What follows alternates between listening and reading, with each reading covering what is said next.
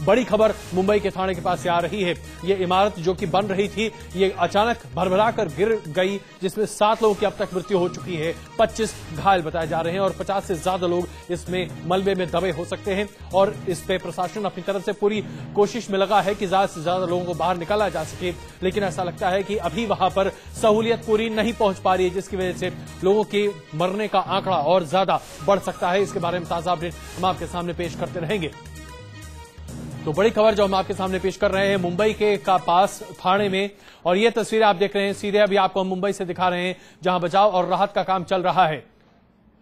आप देख सकते हैं इन तस्वीरों में देर शाम ये इमारत गिरी है और उसके बाद यहां पर तमाम हेवी मशीनरीज बुलाई गई हैं, जिसके जरिए मलबे में फंसे लोगों को बाहर निकालने की कोशिश की जा रही है। लेकिन अब तक 7 लोगों की मृत्यु हो चुकी है और 25 से ज्यादा लोग घायल हैं। 50 से ज्यादा लोग अभी भी मलबे में फंसे हैं, ऐसी आशंका जताई जा रही है। सोनू कोलंजिया हमारे संवाददाता मौके पर मौजूद हैं। सोनू, अभी तक राहत का काम कहां तक पहुंच पाया है?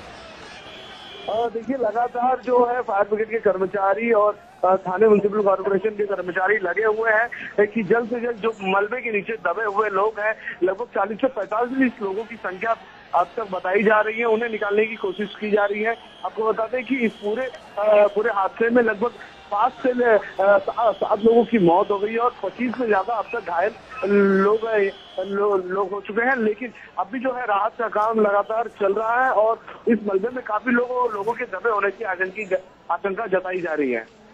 जी बिल्कुल, आइए हम आपको एक बार फिर से तस्वीरें दिखाते हैं। ये तस्वीरें हैं मौके की, जहां पर अभी बचाव और राहत का काम चल रहा है।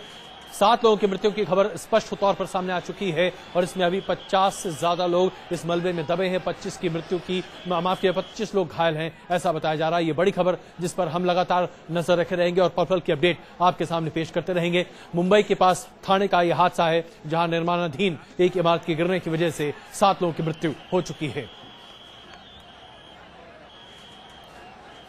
तो आइए आज बड़ी खबर क्या है हमारे सामने आपके सामने पेश करते हैं। बड़ी खबर आज राहुल गांधी हैं। राहुल गांधी आज सुबह से ही सुर्खियों में छाए हुए हैं। जो देश के निर्माण और अर्थव्यवस्था को अपनी पटरी पर लाने का जो एजेंडा और रोड मैप आज राहुल गांधी ने दिया है, ऐसा लगता है कि उससे पूरे देश में एक सुगबुगाहट से बन रही, कम से कम राजनीतिक स्तर पर इस पर एक बड़ी बात और बड़ी चर्चा आ रही है, तो इस पर हम बातचीत करेंगे।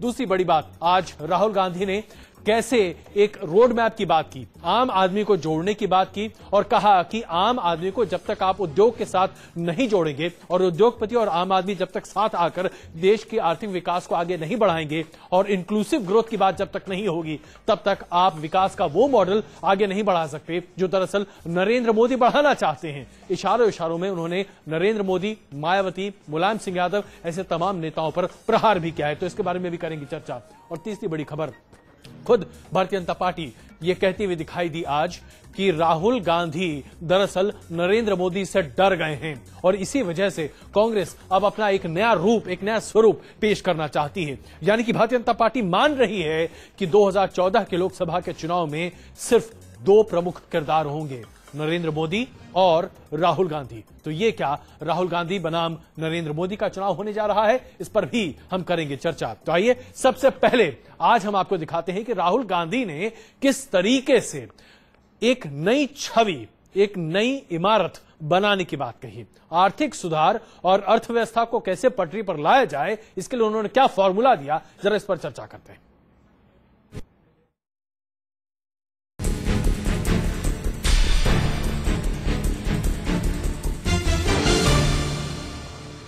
Give one individual all the power you want. Give him everything. He cannot solve the problems of a billion people. Cannot be done. Couple of years you have done a tremendous job. CII के इस programme में राहुल ने ये बयान देकर दरअसल एक तीर से 2 निशाने साधने की कोशिश की है। इसके जरिए एक तो मनमोहन सिंह के कमजोर कंधों को सहारा देने की कोशिश की गई, तो वहीं दूसरी तरफ बीजेपी और नरेंद्र मोदी पर भी निशाना साधा है। राहुल जानते हैं कि बीजेपी बार बार मोदी का राग अलाप रही है, इसलिए उन्होंने ठीक उसी वक्त ये तीर छोड़ा जब बीजेपी मोदी की तारीफ में कसीदे पढ़ रही है। Where businesses need not compete in the corridors of Harisina Hill, but compete instead on the streets and gullies of our towns and villages. Rahul Gandhi जानते हैं कि अगर दिल्ली की कुर्सी पर एक बार फिर कब्जा जमाना है तो देश की जड़ों को मजबूत करना जरूरी है और ये तभी मुमकिन है जब गांव को देश के बड़े शहरों से सीधे सीधे जोड़ा जाए। Spoke to a young Muslim boy setting out to start his life. He had no idea what work he was going to do. I asked him, boss, what happens if you reach Mumbai and there's nothing for you to do? If I reach Mumbai, there's nothing for me to do. I'll get in a train. I'll go to Bangalore. That's the spirit of this country. Forward moving, brave. Rahul ने देश के विकास में न सिर्फ युवाओं के योगदान को जरूरी बताया है, बल्कि इस बात पर भी जोर दिया है कि कैसे अल्पसंख्यक युवाओं को भी अगर मौका मिले तो वे देश के विकास में अहम रोल निभा सकते हैं, और ये तभी मुमकिन है जब टेक्नोलॉजी को भी मजबूत बनाया जाए। Democracy and technology have triggered a non-reversible chain reaction in India. This reaction is now unstoppable. Nobody can stop it. We have to channel this reaction. Rahul ने जोर देकर कहा कि देश को 4000 विधायक और 543 सांसद मिलकर चला रहे हैं। इन 5000 लोगों को चुनने के लिए देश की जनता काम करती है।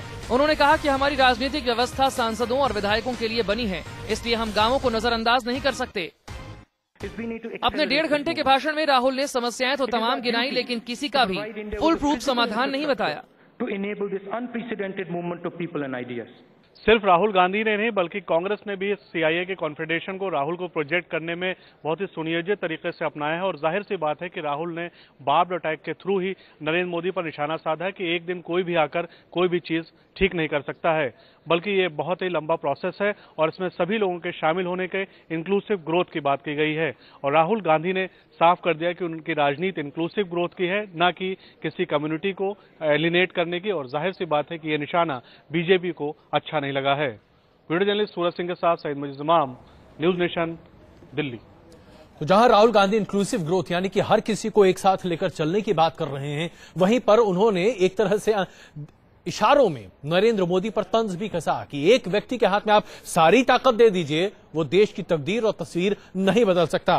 राशिद मसूद साहब हमारे साथ रहेंगे, उनसे बातचीत करेंगे। उर्मिलेश जी वरिष्ठ पत्रकार हमारे साथ हैं, उनसे भी बातचीत करेंगे। लेकिन इससे पहले की बातचीत शुरू करें, आइए हम आपको 5 महत्वपूर्ण बिंदु दिखाते हैं जो राहुल गांधी ने अपने भाषण के दौरान कहा है। आइए आपके सामने अभी ये पेश करते हैं। सबसे पहले उन्होंने कहा कि भारतीय शासन व्यवस्था में बड़े बदलाव की जरूरत है। ये बड़ी बात उन्होंने अपने भाषण में कही। दूसरी बात, एक आदमी 1 अरब लोगों की समस्या को दूर नहीं कर सकता, इशारा आप समझ गए होंगे।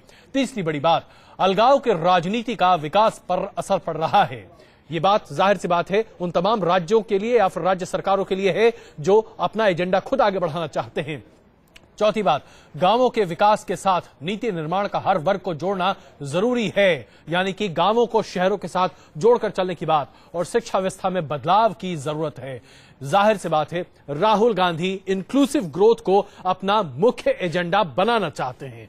और इस वक्त हमारे साथ मौजूद हैं, जैसा कि हमने आपको बताया, राशिद मसूद साहब वरिष्ठ कांग्रेस के नेता हमारे साथ, कांग्रेस के वरिष्ठ नेता हमारे साथ हैं। उर्मिलेश जी मौजूद हैं, राजीव रंजन जी मौजूद हैं, जेडीयू के वरिष्ठ नेता, और हमारे संवाददाता अमितेश भी कुछ ही देर में हमारे साथ जुड़ने वाले हैं, और शहनवाज हुसैन साहब भी बीजेपी के हमारे साथ कुछ ही देर में जुड़ने वाले हैं। मसूद साहब, अब जरा ये बता दीजिए, राहुल गांधी या फिर कांग्रेस की बात करें तो कोई भी व्यक्ति नरेंद्र मोदी को सीधे सीधे कुछ नहीं कहना चाहता, लेकिन हर कोई इशारे में बात करना चाहता है। तो ये एक व्यक्ति कौन है जिसके हाथ में ताकत देने की बात राहुल गांधी कह रहे थे?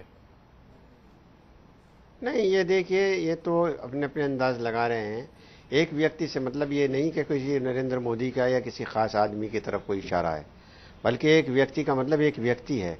कोई आदमी भी, एक राहुल जी का ये बिल्कुल मानना है कि अगर हमें कोई तरक्की करनी है, अगर हमें आगे जाना है तो एक आदमी नहीं कर सकता है, मैं को हम में बदलना पड़ेगा, ये उन्होंने कहा है। तो ये इत्तेफाक की बात है कि मैं का सिलसिला शुरू किया हुआ है हमारे नरेंद्र मोदी साहब ने, वो मैं से ही शुरू करते हैं, मैं भी खत्म करते हैं, तो ये उनके साथ चिपक गया है। वरना तो राहुल जी का कोई मंशा उनको इसमें मसूद साहब, इनसे मतलब नहीं था। मसूद साहब, आप भी एक बहुत घुटे हुए राजनीतिज्ञ हैं, और राजनीति में छोटी छोटी बातें बड़ी बातों का काट बनती हैं। तो क्या आप नहीं मानते कि जिस व्यक्ति के लिए आप लोग कहते हैं कि उनकी राजनीति मैं से शुरू होकर मैं पर खत्म हो जाती है, जब एक व्यक्ति की चर्चा हो रही हो तो उसी की बात हो रही होगी? नहीं, मैंने ये बताया कि ये जब एक व्यक्ति इत्तेफाक से खुद को ही अकेले व्यक्तिगत तौर पर ही आगे बढ़ाने की कोशिश करता है जी। और इतना उतावला है कि हर जगह हर प्लेटफॉर्म पर वो प्रधानमंत्री कुर्सी के अलावा कुछ दूसरा देखना नहीं चाहता है, तो नेचुरल बात है कि लोग उसको समझेंगे। लेकिन ये जो राहुल जी ने कहा, राहुल जी के दिमाग में शायद वो व्यक्ति हो भी नहीं, बल्कि उनका मतलब था कि एक व्यक्ति अपने आप के बारे में कह सकते हैं कि मैं अकेला भी कोई चेंज नहीं कर सकता हूं, मनमोहन सिंह जी अकेले कोई चेंज नहीं कर सकते हैं, सब लोगों को मिलकर के ही चलना पड़ेगा, मैं को हम में बदलना पड़ेगा। चलिए, तो ये उनका मकसद रहा होगा। उर्मिलेश जी, क्या आप राशिद जी की इस छोटी सी व्याख्या से सहमत हैं?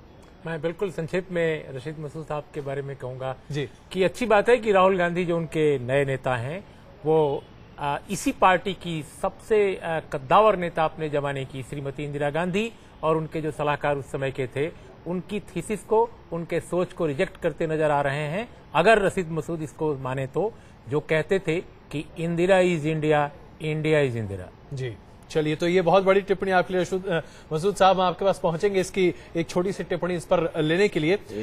राजीव रंजन जी, जिस तरीके से राहुल गांधी ने आज देश में अर्थव्यवस्था के बदलाव की पेशकश की है, आप लोग उस पर क्या टिप्पणी रखते हैं? मुझे ऐसा लगता है अर्थव्यवस्था पर जो उम्मीदें थी आज देश की, एक विजन डॉक्यूमेंट हम एक्सपेक्ट करते थे कि जब देश चुनाव की तैयारियों में जुटने जा रहा हो जी, और कांग्रेस जिसको भावी प्रधानमंत्री के तौर पर देख रही है जी, तो हमें ये अपेक्षा थी कि सीआईआई देश के उद्योगपतियों की उस मंच से ठोस आर्थिक संकेत दी, लेकिन कहीं न कहीं ऐसा लगा कि तैयारी बहुत ही पूरी नहीं थी और देश को देखने का जो तरीका उनका था वो पूरी तरह से परिपक्व हमें नहीं लगा। हमें ऐसा लगता है कि देश तो आप अभी भी उनमें लड़कपन देख रहे हैं। अपेक्षाएं हैं, चलिए, तो विकास को लेकर के जो एक मिथक है जी, नहीं, आप अभी भी उनमें एक लड़कपन देख रहे हैं। चलिए, हम जरा आपने जब लड़कपन की बात की है राजीव रंजन जी आज देश में, उस पर तो आइए हम जरा अपने दर्शकों को और आपको भी हमारी ये रिपोर्ट दिखाएं कि आज जिस अंदाज में राहुल गांधी सीआईआई के इस मंच पर दिखाई दे रहे थे, वो अपने आप में जरा जुदा सा था। राहुल गांधी आज यहां पर एक राजनीतिज्ञ के तौर पर नहीं, बल्कि एक आम आदमी की नुमाइंदगी करने वाले युवा नेता के तौर पर दिखाई दे रहे थे। कम से कम ये छवि वो दिखाना चाह रहे थे। सफल हुए या नहीं, इस पर चर्चा बाद में करेंगे, पहले जरा रिपोर्ट देखिए। कांग्रेस के युवराज राहुल गांधी जब सीआईआई के कार्यक्रम में भाषण देने पहुंचे तो उनका अंदाज बिल्कुल जुदा रहा।